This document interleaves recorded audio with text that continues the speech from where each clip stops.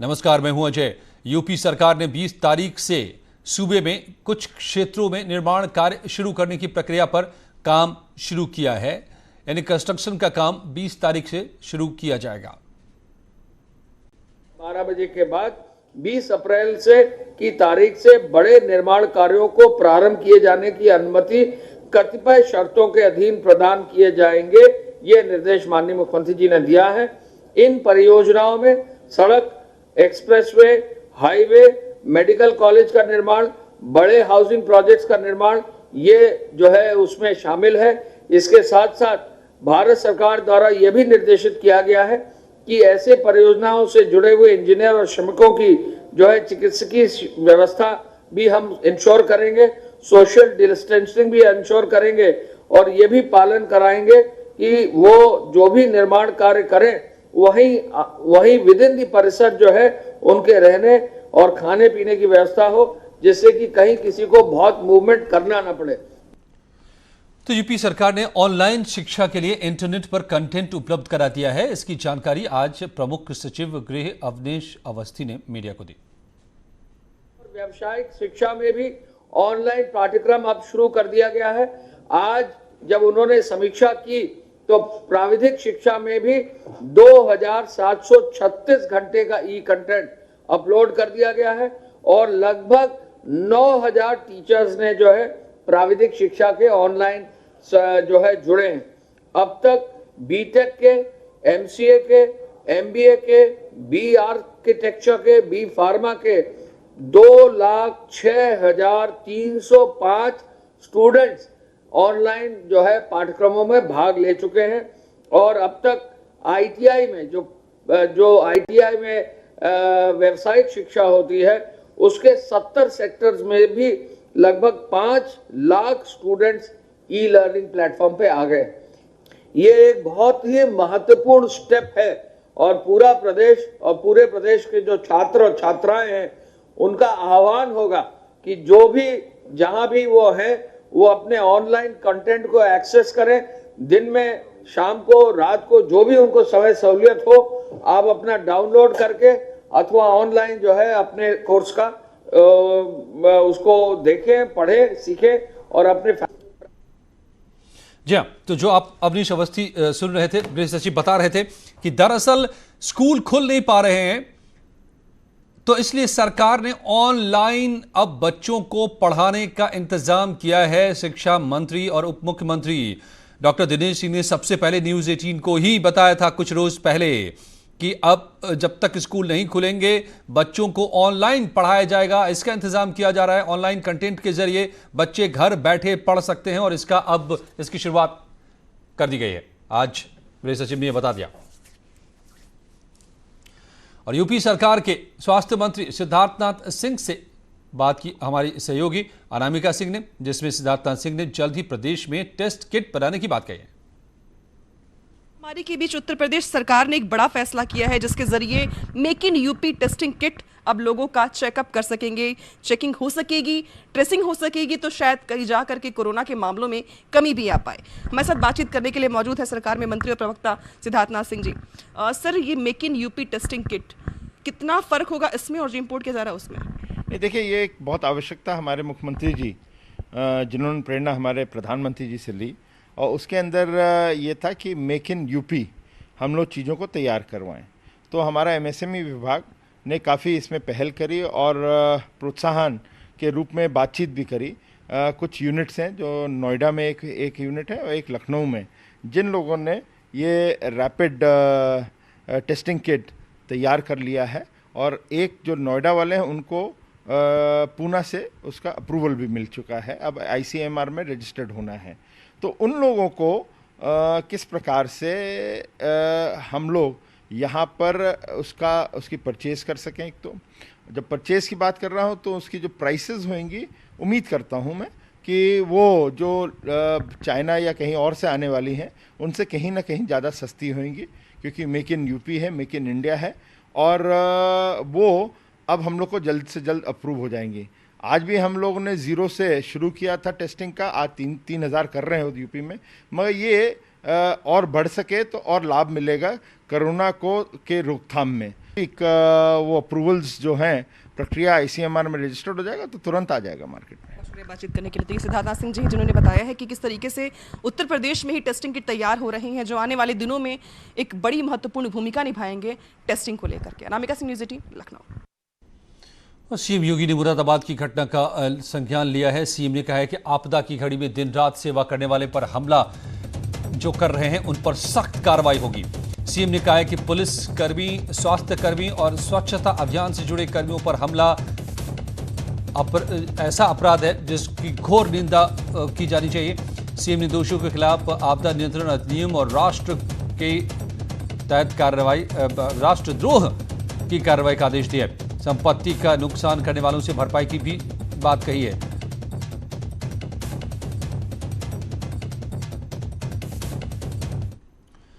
और मुरादाबाद में कोरोना के संदिग्ध मरीज को लेकर जा रही एम्बुलेंस पर पथराव हो गया। आपको पथराव की हम तस्वीर दिखा रहे हैं। एक कोरोना मरीज की मौत हो गई थी जिसके बाद मृतक के परिजनों को जांच के लिए डॉक्टर लेकर जा रहे थे और इसके बाद लोगों ने एम्बुलेंस पर पथराव कर दिया। पथराव में पुलिसकर्मी, डॉक्टर घायल हुए हैं। पथराव के बाद डॉक्टरों ने काम करने से मना कर दिया है। ये देखिए किस तरीके से डॉक्टर पर पथराव कर रहे हैं ये लोग। दरअसल एक मरीज की मौत हुई थी, उसके बाद परिजनों की पड़ताल के लिए, जांच के लिए उन्हें डॉक्टर लेकर जा रहे थे। मुरादाबाद की ये तस्वीर और तब डॉक्टरों पर पथराव हुआ। डॉक्टरों ने काम करने से मना कर दिया।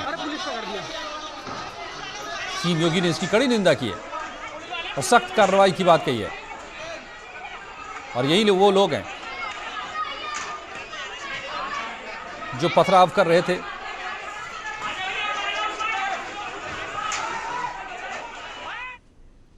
ऊर्जा मंत्री श्रीकांत शर्मा ने शक्ति भवन स्थित कार्यालय में ऊर्जा विभाग की समीक्षा बैठक की। लॉकडाउन में निर्बाध बिजली की सप्लाई होती रहे, इसके लिए मंत्री ने यह बैठक बुलाई थी। श्रीकांत शर्मा ने बिजली विभाग के सभी कर्मचारियों के काम की तारीफ भी की है। निर्बाध विद्युत आपूर्ति रहे, इसी के लिए आज की बैठक थी और CMD, MDs, डायरेक्टर के साथ ये सुनिश्चित किया जा रहा है कि उपभोक्ताओं को इस संकट की घड़ी में निर्बाध बिजली मिलती रहे और उसमें हमारे उपभोक्ताओं को बिजली मिल भी रही है। हमारे सभी कोरोना के खिलाफ जो जंग में हमारे योद्धा जमीन पर काम कर रहे हैं, पूरी मुस्तैदी से अपने काम को अंजाम दे रहे हैं। ऊर्जा परिवार के सभी कार्मिक अपने काम को बखूबी अंजाम दे रहे हैं। मैं सभी अपने कार्मिकों को सैल्यूट करता हूं।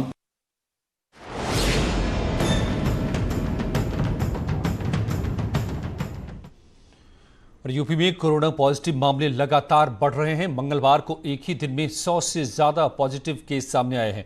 ये एक दिन में मरीजों का सबसे बड़ा आंकड़ा है। आज अभी तक करीब 50 लोग कोरोना पॉजिटिव पाए गए, यानी कोरोना का आंकड़ा तेजी से बढ़ रहा है। बड़ी बात यह है कि आज लखनऊ में एक साथ 31 लोग पॉजिटिव पाए गए हैं, जिसके बाद लखनऊ में कोरोना पॉजिटिव की संख्या 75 हो गई है। ऐसे में राजधानी लखनऊ हॉटस्पॉट बनकर उभरा है। शासन प्रशासन की इसने चिंता बढ़ा दी है। हैरानी की बात यह है कि लखनऊ के सदर इलाके के 300 मीटर के दायरे में 50 कोरोना केस सामने आए हैं।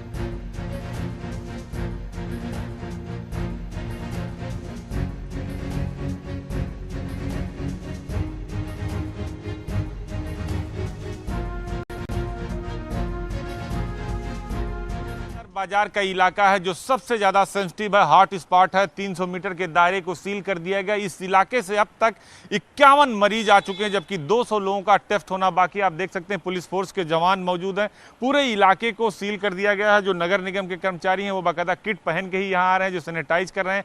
पुलिस का जो पहरा है वो बढ़ा दिया गया। किसी भी व्यक्ति को आने जाने की इजाजत नहीं है। इस ड्रोन के माध्यम से ही निगरानी पुलिस फोर्स के लोग कर रहे हैं, क्योंकि इस इलाके में सबसे ज्यादा कोरोना पॉजिटिव मरीज आए हैं।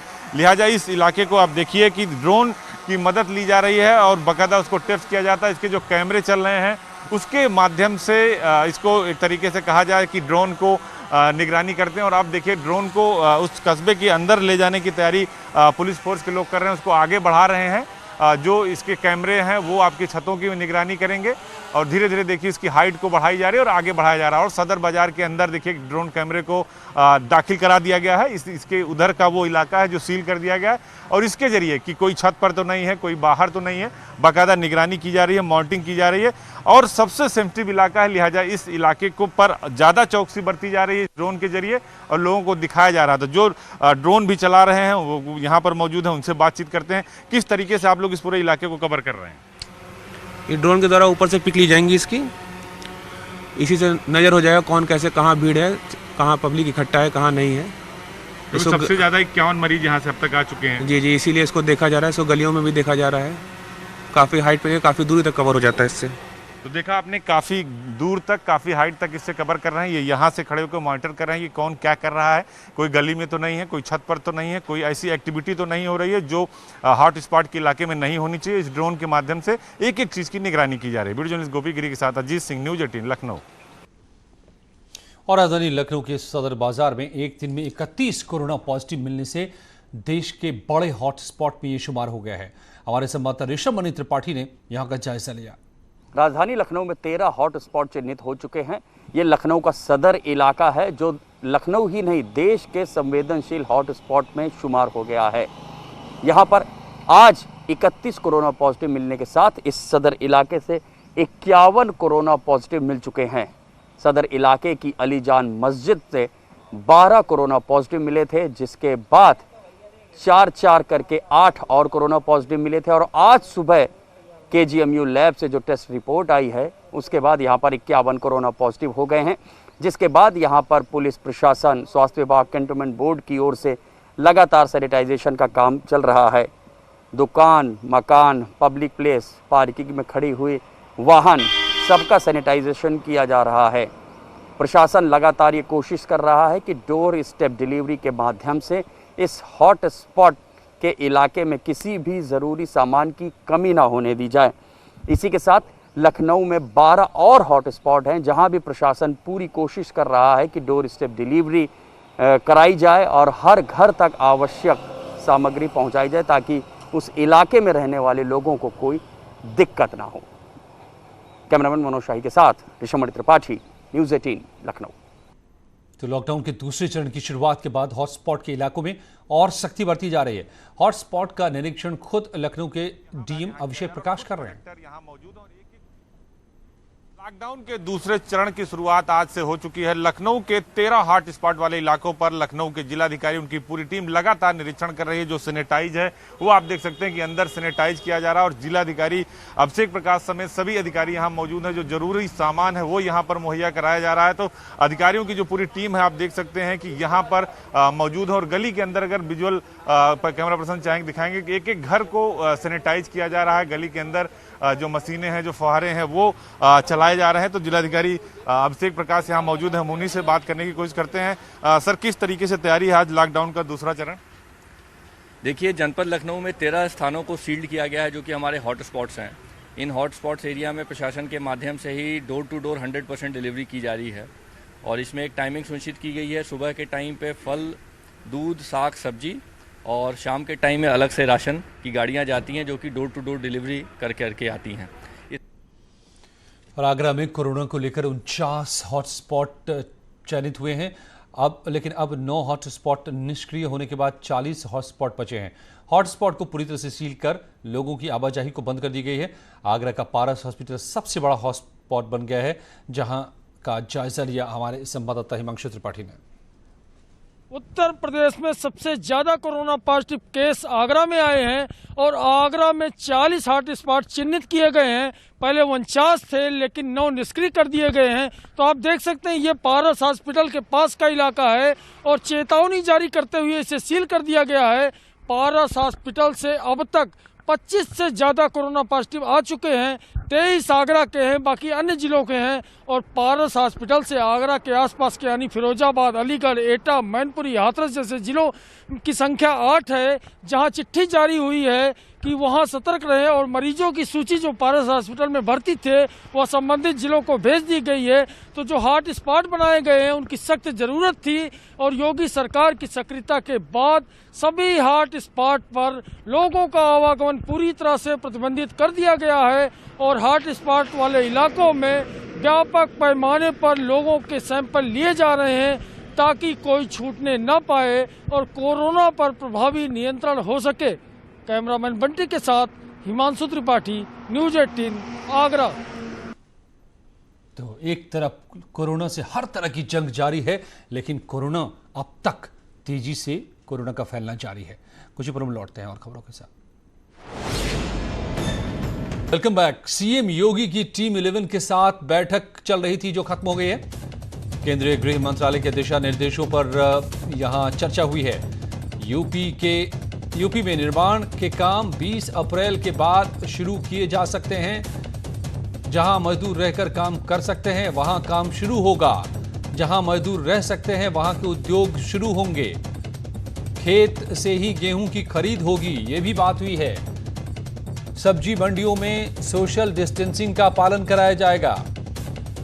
जिन साइट्स पर मजदूर रहकर काम कर सकते हैं ऐसे साइट्स पे निर्माण का काम, कंस्ट्रक्शन का काम 20 मार्च से शुरू कराया जा सकता है। जिन उद्योगों में मजदूरों के रहने के इंतजाम हैं वहां भी उत्पादन का काम 20 मार्च से शुरू हो सकता है। अब वो सारे उद्योग वाले अफसोस करेंगे कि उन्होंने क्यों मजदूरों को भगा दिया। जो अपने यहां मजदूर को रख सकते हैं वहां वो अपनी फैक्ट्री को चला सकते हैं। तो ये बड़ी बातें हुई है इस वक्त टीम 11 के साथ सीएम योगी की। और आइए रुक करते हैं केंद्रीय स्वास्थ्य मंत्रालय की प्रेस कॉन्फ्रेंस का। और आया नहीं तो दूसरा एक कहा जाता है कि ये बैट से पैंगोलिन करके एक मैमल है इंसान के वैसे, उसके अंदर आया होगा और वहां से वो इंसान में आया होगा। लेकिन ये सवाल शायद इसलिए पूछा जा रहा है क्योंकि हमने बैट्स के इसमें जो इमर्जिंग इन्फेक्शियस डिसीजेस होते हैं उनके कोई विषाणु पाए जाते हैं क्या, इसका सर्वेलेंस शुरू किया था। उसमें हमको दिखा कि दो किस्म के बैट्स जो होते हैं उनमें कोरोना वायरस दिखाई दिया, लेकिन वो बैट का कोरोना वायरस था, वो इंसानों में आने की काबिलियत का नहीं था। बैट से इंसान में आने की घटना एक सादे तौर पे समझाने के लिए बोलता हूँ, 1000 साल में एक आध बार होती होगी। जब कोई वायरस स्पीसीज चेंज करता है तो बहुत रेयर इवेंट होती है और उस किस्म से वो इंसानों में आता है। Mister Ravi, News 18।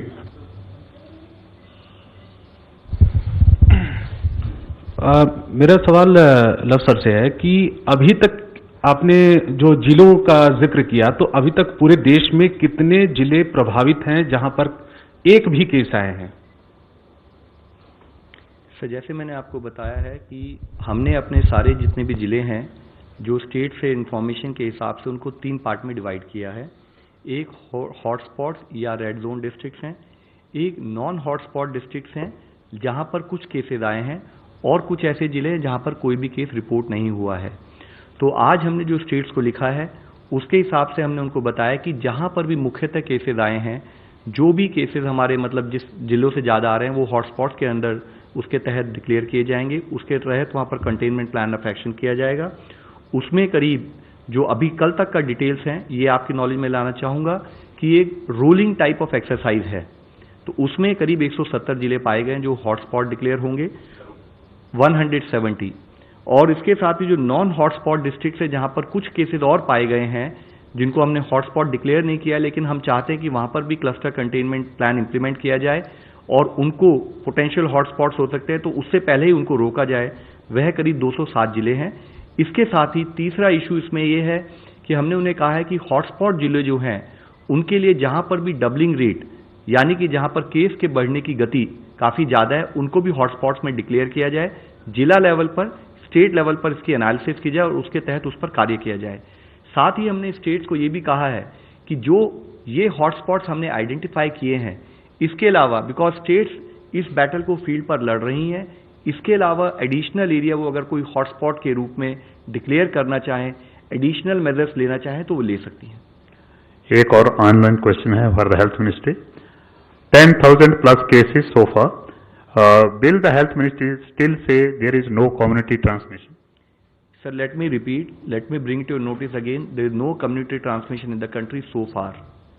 What we are seeing is some local outbreaks or some clusters based on which, जिसमें हमने गाइडलाइन, जैसे इससे पहले मैंने आपको बताया कि जो क्लस्टर्स हैं या जो आउटब्रेक्स हैं उन पर क्लस्टर कंटेनमेंट और आउटब्रेक कंटेनमेंट स्ट्रेटजीज के तहत हम एक्शन लेकर उनको वहीं पर चेन ऑफ ट्रांसमिशन को तोड़ें, उससे रिलेटेड एफर्ट्स हम कर रहे हैं। कभी भी देश में कम्युनिटी ट्रांसमिशन से रिलेटेड कोई भी इशू होगा तो हम लोगों को जरूरत है कि हम आपके द्वारा पब्लिक को बताएं ताकि हम उस लेवल ऑफ अलर्टनेस से काम कर सकें। इसके साथ ही फिर मैं ये कहना चाहूँगा कि मेजर चैलेंज आज हमारे लिए सबसे ज़्यादा चैलेंज ये है कि जो हमारी कंटेनमेंट स्ट्रैटेजीज है उनको फील्ड पर इंप्लीमेंट किया जाए। Mister Vinod Rathore, TV9 Marathi. मेरा सवाल अग्रवाल सर से और ICM के रमन सर से है। सर, महाराष्ट्र के एक मंत्री ने आज आरोप लगाया कि उनको PPE किट दी नहीं जा रही है, जानबूझकर PPE किट को रोका जा रहा है। जितनी जरूरत है उतनी PPE किट महाराष्ट्र को नहीं दी जा रही है। खेड़कर सर के लिए सवाल मेरा ये है कि प्राइवेट अस्पताल जो है वो परमिशन के लिए ICMR के पास कोविड का जो उपचार है उसको करना चाहती है, लेकिन ICMR लगभग 15 दिनों से उस फाइल को दबा के रखा है और परमिशन नहीं दिया जा रहा है। अवॉइड इंडिविजुअल केसेस, एक्चुअली वो सेपरेटली कर सकते हैं। जी, तो ये तमाम तैयारियां और क्या क्या चल रहा है। एक बड़ी बात जो कही गई कि कम्युनिटी ट्रांसमिशन अभी तक नहीं हो रहा है, यानी समाज के भीतर बीमारी का ये फैलाव नहीं हो रहा है अभी तक, ये साफ है। और उत्तराखंड की राजधानी देहरादून और जिला हरिद्वार में भी कोरोना के मामले सामने आए हैं। ऐसे में हालात को देखते हुए दोनों जिलों में कड़ी सुरक्षा की गई है और लोगों को समझाया जा रहा है कि इस मुश्किल वक्त में सहयोग करें। 4 मैदानी जिलों में 2 बड़े जिले हरिद्वार और देहरादून, यहां पर भी हॉट स्पॉट्स हैं। यहां पर भी बड़ी संख्या में कोरोना के मरीज सामने आए, इसलिए सुरक्षा इंतजाम कड़े किए गए। मैं इस वक्त राजधानी देहरादून में घंटा घर पर खड़ा हूं। यहां आप देख सकते हैं कि पुलिस, ITBP के जवान, NCC के जवान, इसके अलावा और सिविल सर्विस करने वाले बाकी लोग और साथ ही साथ वॉलंटियर्स सामने आए हैं ताकि लोगों को समझाया जा सके कि हालात जितने सामान्य दिखते हैं उतने सामान्य है नहीं। और तमाम जगहों से जिस तरह की खबरें आ रही है, लोगों को सतर्क रहने की जरूरत है। लोगों को समझना पड़ेगा कि जो 3 मई तक लॉकडाउन बढ़ाया गया है उसको समझें, घर से बाहर बिल्कुल भी ना निकलें। तो इन स्थितियों को देखते हुए हरिद्वार हो या फिर देहरादून, दोनों जगह जारी है यहाँ खबरों का सिलसिला। बने रहिए हमारे साथ।